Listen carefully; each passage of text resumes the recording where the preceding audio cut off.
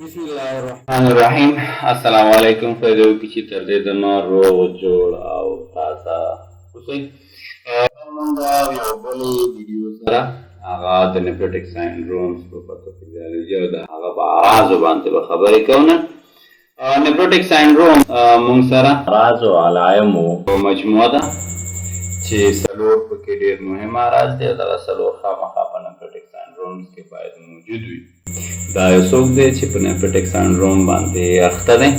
په دې کې د ټولو نه مخکې اول عرض هغه به پروټین یوریا وي، ورسره په خوا کې ډسلیپیډیمیا به وي، یعنې هایپر کولسټریمیا خاص کار، او دریم نمبر باندې هایپو البومینیمیا او پریفرل اډیما په څلورم نمبر باندې به موجوده وي په دې ناروغ کې. راځئ چې وګورو څرنګه دا څلور واړه اعراض او علایم په موږ کې یا په یو نیفروټیک ساینډروم لرونکي ناروغ کې منځته راځي. دا موږ سره نفران دی او د نفران هغه مختلفې برخې، دا پکې بیا ګلومیرولز دی، ګلومیرولز اپرن آرټریولز چې د رینل آرټري څخه په آخره کې جوړیږي، او بیا ایپرن آرټریولز.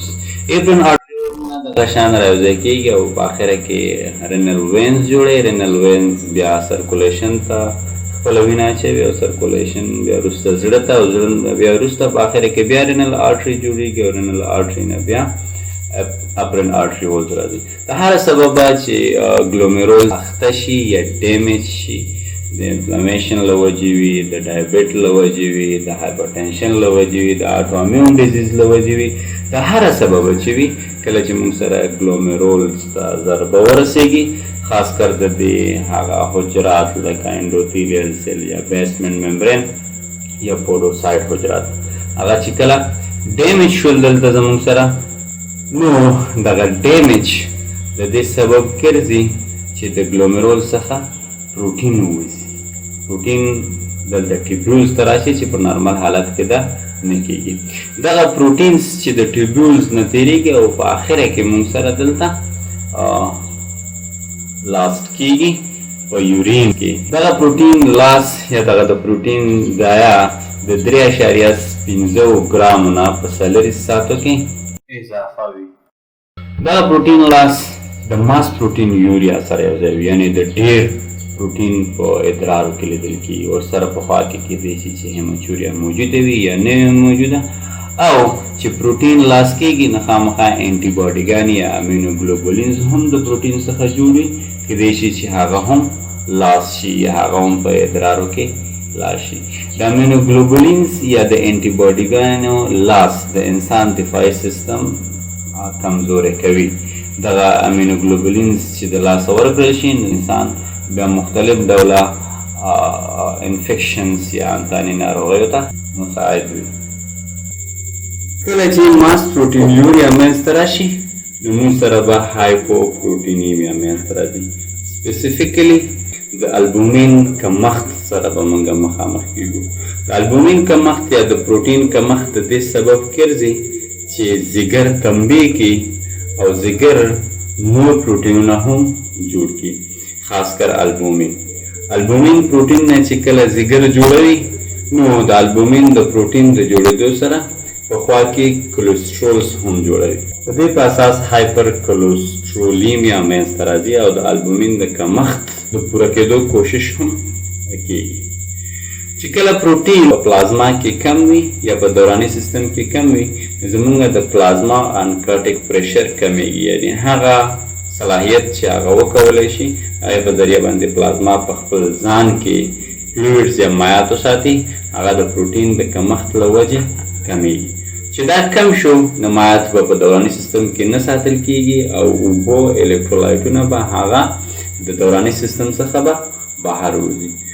دې په بیس کې به موږ سره اډیما منځته راځي. دغه اډیما به موږ سره پټینګ اډیما وي. پټینګ اډیما هغه اډیما ده چې په کوم ځای کې پړسوب موجوده وي، په هغې کې لاس کېښودلی شي، هغه ښکته کېږي، یو کنده جوړېږي پرې، او بیا لږ ساعت وروسته دغه ښکته ځای یا دغه کنده بېرته له منځه ځي. په دوران کې د مایعاتو کمښت له سببه، یعنې مایعات په دوران کې کم شي، ځکه چې هغه د سرکولیشن څخه وتې دي، زړه ته به هم د وینې یا د پلازما یا د مایعاتو ریټرن یا بېرته راتګ کم وي.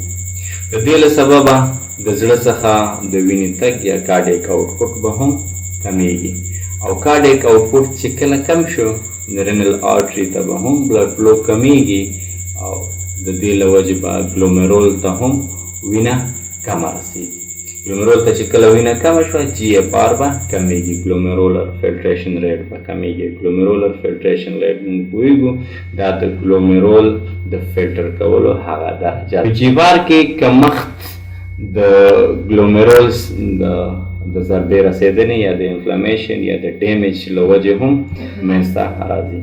څه د رینل بلډ فلو د کمښت له وجې او څه د نفران د ډیمیج له وجې چې کله جي اف آر کم شي نو دلته یو ډول حجرات تنبیه کېږي چې هغه د جکسټا ګلومرولر اپریټس حجرات دي او هغه رینین افرازوي. رینین د افراز نه وروسته انجیوټنسینوجن او انجیوټنسین 1 او 2 د هغې سبب ګرځي، یعنې د رینین انجیوټنسینو الډسټرول سیستم د فعالېدو سبب کېږي. د رینین انجیوټنسین الډسټرون سیستم وظیفه دا ده چې هغه بیرته بلډ پریشر اعاده کړي. د دې لپاره یو کار داسې کوي چې هغه د نفران څخه د اوبو او د سوډیم بیا جذب اضافه کوي او چې کله دا جذب بیا اضافه شو نو په دوراني سیستم کې به د مایعاتو اندازه بیا اضافه کېږي او موږ پوهیږو دغه مایعات په دوراني سیستم کې نشي ساتل کېدلی، دا بیرته د دوراني سیستم څخه انساجو ته وځي او د اوډیما سبب کېږي. نو په آخره کې موږ په دې پوه شو چې څرنګه پروټین لاس یا پروټین یوریا اډیما منځته راوړي، هایپر کولسټریلیمیا منځته راوړي او هایپو البونیمیا څرنګه منځته راوړي. زموږ په وجود کې نور اعراض او علایم هم منځته راځي لکه د ډسلیپیډیمیا له وجې زینتیلیزما یعنې د سترګو ګیر چاپیره د فیټس ډیپوزیشن له وجې او زینتومیټا منځته راځي. زینتومیټا د وجود په نورو برخو کې د پوستکي د لاندې د فیټس یا کولسټرول ډیپوزیشن له وجې منځته راځي. د هایپو البونیمیا د کمښت له وجې په ټایټنس یا ستړوالی او لیکونیشیا په نوکانو کې سپین رنګه تغییرات په لیدل کېږي. نور د هایپو البونیمیا اډیما هم منځته راوړي. دغه اډیما کېدی شي چې د سترګو غیر چاپیره وي، پری آربیټل اډیما په نوم باندې یادېږي، کېدی شي چې په بطن کې وي چې د سایټس په نوم باندې او یا پیریفرل اډیما وي چې په اطرافو کې منځته راشي. ساه اخیستلو کې هم مشکل لري، بریتلیسنس به وي، دا کېدی شي چې په لنګس کې اډیما منځته راغلی یا پلورل افیوژنس چې په پلورا کې د مایعاتو تجمع ته وایي کېدی شي دا منځته راغلی. اکثر د ناروغ ادرار هغه پراتی یعنې زګ لرونکی وي. د نیفریټیک ساینډروم سببونه هغې نه وروسته یادونه کوو په بله ویډیو کې، خو دلته باید موږ د انویسټیګیشنز نه یادونه وکړو، د هغه تحقیقاتو نه یادونه وکړو چې د هغې په ذریعه باندې موږ کولی شو یو سبب ته د نیفریټیک ساینډروم ورسېږو. په دې کې د ټول نه مخکې موږ یورین انالایسس کوو. د یورین انالایسس کې یورین ډپسټک نوم باندې معاینات کوو، ایم ایس یو په نوم باندې معاینات کوو، اف بی سی په نوم باندې معاینات کوو، ای یو سی، ایل اف ټي او کیلشیم لیول، سی آر بی معاینات کوو، ګلوکوز معاینات کوو. کولی شو چې په سیرم او په یورین کې د مختلف ډوله انټي باډیګانو یعنې امونوګلوبولینز ټیسټ وکړو او دې سره پخوا کې د هیپاټایټس بی، سی او د ایچ آی وي په مقابل کې زموږ د وجود ریسپانس هم باید معلوم وي. یورین ډپسټک معاینات د یو سټک یا د یو کاغذ د یو ټوټه په یورین کې ښکته کېږي، خاص ډول کاغذ وي، د هغې رنګ تغییر کړو. د دې په وجه باندې نظر رنګ تغییر ته موږ معلومولی شو چې پروټین یوریا موجود دی، ګلوکوز یوریا موجود دی، د ادرار پی ایچ څنګه دی، کیټون باډي شته دی که نشته، مختلف ډوله. ایم ایس یو یعنې میډ سټریم سپیسیمن آف یورین، دا هم یو ډپسټک غونته کې معاینات ده، یو کاغذ په یورین کې ښکته کېږي او د دې په ذریعه باندې موږ معلومولی شو چې دغه په کوم منتان باندې اخته دی یا که نه دی. اف بی سی یعنې فل بلډ کاونټ، ای یو سی الکترولایټ یورین کریاټینین موږ معلومو، ایل اف ټي لیور فنکشن ټیسټ او سره په خوا کې کیلشیم معاینه CRP یعنی سی ریاکټیو پروټین دا د اندازه مونږ ته راښيي ګلوکوز مونږه معلومولی شو ټیسټ ایکس رے کول د دې لپاره چې مونږ معلوم کړو چې آیا پلورل افیوژن یا اډیما موجود دی که نه الټراساوند هم یو ضروري معاینه ده چې وشي د کډني شیپ او شکل پکې معلوم شي زمونږ د رینل بایوپسي هم ډېر ضروري ده رینل بایوپسي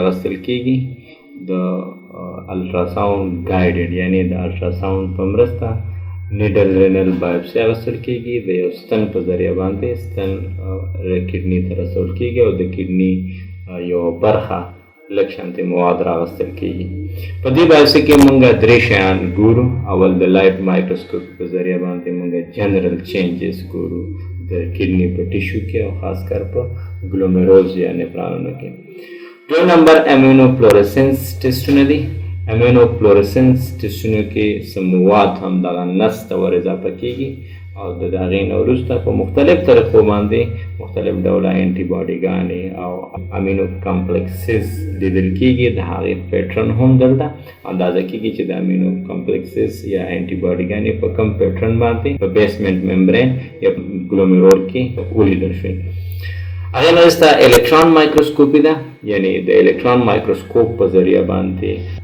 نور هم تفصیلا بیسمنټ ممبرین او هغه غیر چاپیره حجرات د ګلومیرولز لیدل کېږي کوشش وکړئ چې دغه ویډیوګانې د خپلو ملګرو سره شریک کړئ او یوټیوب چینل هم سبسکرایب کړئ